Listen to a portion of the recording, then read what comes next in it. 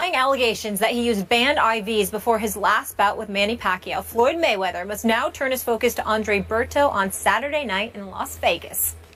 Mayweather has said publicly that he will retire after his 49th fight. If Floyd defeats Berto and then retires, he would tie former heavyweight champion Rocky Marciano's record of 49 wins, no losses or draws. Marciano retired at 31 years old after defeating Archie Moore. That was all the way back in 1955 that record has stood. Stephen A., what impact could these allegations have on this fight in Floyd? I suspect little to nothing.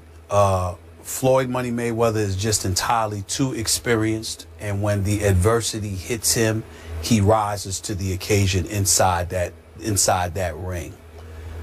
But I will bring up a couple of things. Number one, supposedly it canceled an interview with SportsCenter that he was supposed to have yesterday. Yep. Normally, I'm very, very big on you make a commitment, you do everything it takes to get there.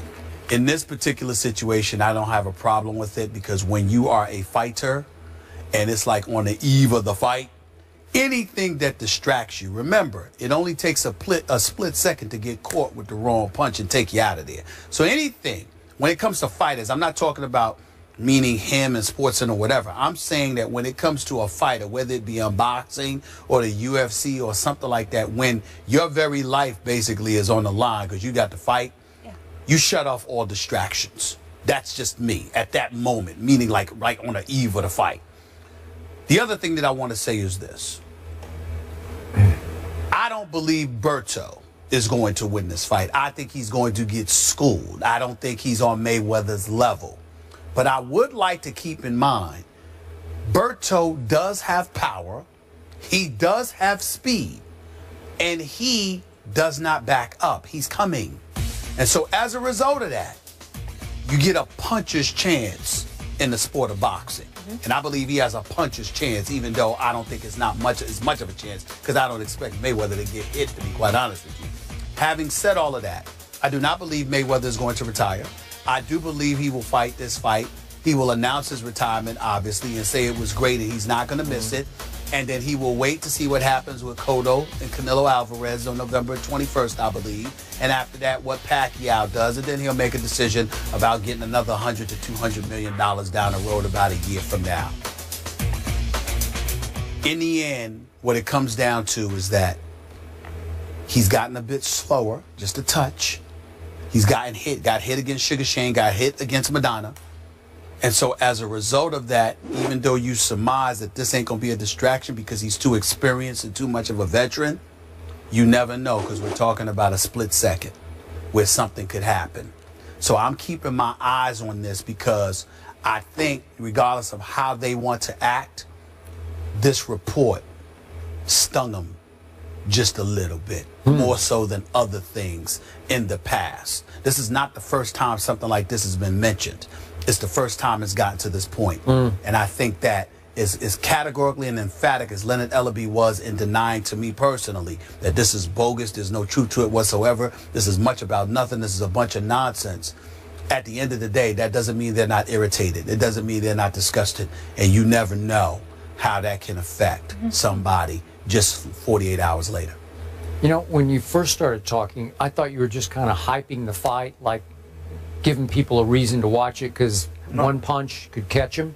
But the more you spoke, the more I thought you were showing your heart on this. You think that Floyd could be in a little bit of trouble here? I think it's possible from the perspective of, I don't think Berto, a boxer, is on Floyd Mayweather's level. And I don't think that he can outbox him. My thing is, I think Berto knows that. And the whole thing about it is that I don't care how beautiful you can box. How are you once you get hit? If Berto hits this guy, Berto is not as slow as Madonna, and he's not as old as Sugar Shane. If Berto catches Money Mayweather, there could be a problem. I don't believe it will happen, but again, the slightest distraction, when you get up there in age, reflexes just a touch slower, you never know. I'm not trying to promote the damn fight. I ain't going, but I'm telling you. You're going to watch it? Yeah, of course I will watch it. Should I buy it? As a casual boxing fan, should buy it, because we will definitely talk about it on We'll definitely talk about it. We're in this business. You know what? You can watch it because Berto is going to come to fight. Now that may not, that's going. I agree with you. But Andre Berto does not back up. Unfortunately, he walks into a lot of punches. That's right. And he has lost 3 of his last 6 fights, including losing via TKO to Jesus Soto Caras. That was because he was a one-on fight at that time too. Okay, just like you said, Pacquiao. I understand, right. But still, the record is the record. And I did have an issue. Floyd should have gone ahead and made his appearance on SportsCenter at 6 o'clock. It was during the 6 o'clock hour last night. He must have been stung by this because Thomas Hauser's reporting raised a lot of serious questions, a lot of red flags, and I'm not sure Floyd wanted to have to deal with that. Maybe, as you say, this close to the fight, he wanted to just do a fight interview, and all of a sudden. For the record, I'm not saying he shouldn't have showed up. I'm just saying I understand it, considering got to stay focused right now on the eve of the fight. But in the end, I am with you. This is where I do admire Floyd. He's always in some, involved in some issue somewhere off the field, outside so to speak, right? Outside the ring. And this man can focus like no one's ever been able to focus. So I'm assuming he will focus well enough and be skilled enough to just simply outbox Berto. Could Berto catch him? I don't know. I doubt it. I will buy the fight. I will watch to see what you brought up. Floyd is 38 years of age, and Father Time waits for no man, so maybe just a touch slower. I want to see him give Pacquiao a rematch because I think it would be a fair fight. Guys are desperate, and when you're desperate and you come after somebody and you force them to fight, and if you're Floyd and you don't like punching, it could be interesting. All right. Could be. Well, we'll see what happens. I hope it's not his last fight. I hope it's interesting. We'll see. Eli Manning gets paid? Say what? You might be surprised by the dollars. We'll fill you in on the contract details after the break. This is First Take. Stay with us, won't you? In his first game as Bills head coach, Rex Ryan will try and put an end to a streak of 7 straight Bills coaches who lost their first game coaching with the team. We know there's been a carousel there. And it won't be easy against Andrew Luck in the Colts. Andrew Luck has more yards, completions, and attempts in his first 3 seasons than any quarterback in NFL history. He's a lock, Skip Bayless. Only Dan Marino threw for more touchdowns. Who wins? Andrew Luck, Hall of Famer. Stephen A. Smith, here I go again.